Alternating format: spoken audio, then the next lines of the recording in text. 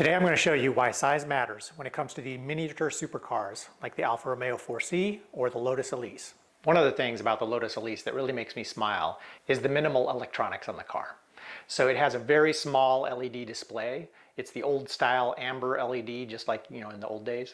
And it's literally smaller than a stick of gum. So I've got here some good old juicy fruit. And if you look at one stick of gum, it's actually bigger than the digital display in the Lotus Elise.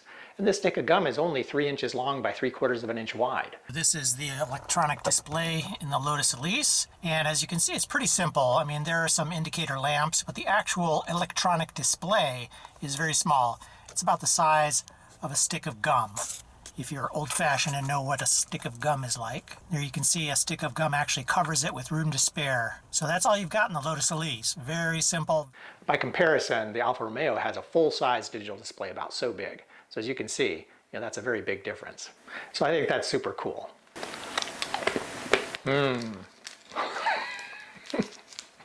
Not very good. I guess I wasn't very discerning as a child.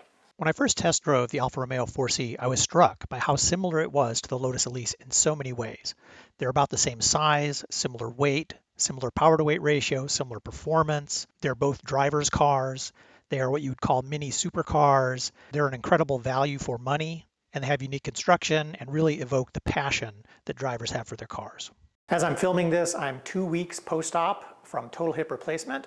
So if I'm limping around a little bit, you'll understand why, but I thought it was important to continue creating content for my channel, so I hope you enjoy it. If you watched any of my other videos, you might have seen my comparison of the door opening size for these two cars. It is extremely small, and it can be challenging to get in and out for a lot of people, but if you know how, it's doable. So just for comparison purposes, I wanted to show you the sizes and shapes of these two door openings. So the Alfa Romeo 4C, which is right here, the door opening is shaped like this, okay? You can see that this fairly represents the opening of the door. And the Lotus Elise door opening is very similar. So if I overlay them, here's the Lotus Elise door opening, right? And if I overlap these two, you can see that they're almost the same shape and size. There's very little overlap. If you look at the back side, you can see there are only a couple little places where the Elise door opening will peek out beyond the Alfa Romeo. Now from the front side, the most important thing to notice is this part right here, right? There's quite a bit of additional headroom sliding in and out of the Alfa Romeo 4C as compared to the Lotus Elise. Just to make things a little bit clearer, let me go ahead and outline the Lotus door so you can see roughly the shape of it. And then I'm going to show you the differences in what's sticking out or what is additional on the Alfa Romeo. So you've got this section, which is really the bulk of it. It's about 5 or 6 inches taller there. Then you've got a little bit more room on the side here, a little bit more room here. But if I hold this up to the opening, that's pretty much all you have, okay? I'll also show you how this compares with my more typical passenger car, the BMW 335i. And you can see that the Lotus basically comes up to the bottom of the window. So the entire area above the window does not exist, right? It's space that you don't have to get in and out of the car. So it's interesting for comparison purposes, and I think good information if you're at all interested in having one of these cars and the practicality of owning it and daily driving it. If I hold the Alfa Romeo's door opening level with the bottom of the door opening on the BMW, you can see there is considerable more space above, probably back here something like 8 inches. Okay, so it's quite a bit more. Now let's look at the Lotus Elise. Lining this up with the bottom of the BMW, you can see, I mean, it's close to half in terms of height.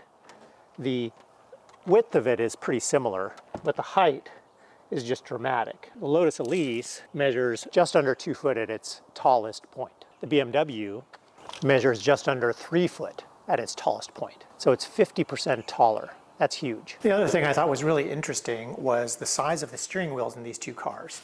So this is the steering wheel for the Lotus Elise, and then this is the steering wheel for the Alfa Romeo 4C. Now they don't look hugely different probably, but if you hold them up next to each other, there's a big difference. And I went ahead on this side of this one, I inscribed where the Lotus Elise steering wheel would be in comparison. So in terms of raw measurements, The Lotus Elise has a steering wheel that's about 12 inches across. It's actually a little bit less. And the Alfa Romeo has one that's 14 inches across. That doesn't seem like a huge difference, but when you compare diameters and surface area, it actually is huge. So the other thing about the Alfa Romeo steering wheel is that the diameter of the steering wheel itself, the grip area, is significantly bigger, right? So your fingers have to wrap further around something to get around that steering wheel. The Lotus Elise, by comparison, is pretty narrow and just so easy to control. You can control it with a couple fingertips. When you're driving at speed, it's really easy to steer just with the lightest touch, whereas the Alfa Romeo steering wheel is a little bit chunkier, and you really have to grab onto it to kind of turn back and forth. It's not difficult to steer, don't get me wrong. It's a great car, it steers very nicely, but it's just not as easy as the Lotus Elise, and I'll be honest, I like the smaller steering wheel better. It also makes getting in and out of these cars a lot easier the smaller the steering wheel is. You'll notice both of these have cutoffs on the bottom. My Lotus Elise did not come stock with a cutoff steering wheel, but the previous owner had that done custom. And I have to say, since you're sliding a leg in underneath the bottom of the steering wheel in pretty tight quarters, it's very helpful. I was glad to see that the Alfa Romeo 4C comes stock with that steering wheel cut off as it is. So like I said, size matters, and it does affect how your car drives and feels. In all other dimensions, these cars are amazingly similar. The Alfa Romeo is a few inches taller, a few inches wider, but otherwise everything is the same. The Lotus Elise has a little bit more storage room in the trunk than the Alfa Romeo, which is a little bit surprising, but it has to do with the way they designed it. The Alfa Romeo's trunk is simply a well that goes straight down. Somehow I don't think these crutches are going to fit in the back of the car. Not even close. So they'll be joining me in the passenger seat. Whereas the Lotus Elise is an opening that opens into the entire back of the car. You actually have storage space in the Elise under the rear clam. So it doubles or triples the amount of actual storage space you have, even though the opening is about the same. Thanks for watching today's video. I hope you enjoyed it. Please leave a comment. Every time you do, it gives me a little dopamine rush. No, seriously. I do this for fun and to help people by sharing information. And every time you leave a comment, it feeds the YouTube algorithms and makes my videos visible to more people. Now please enjoy this music from the Alfa Romeo and Lotus Elise.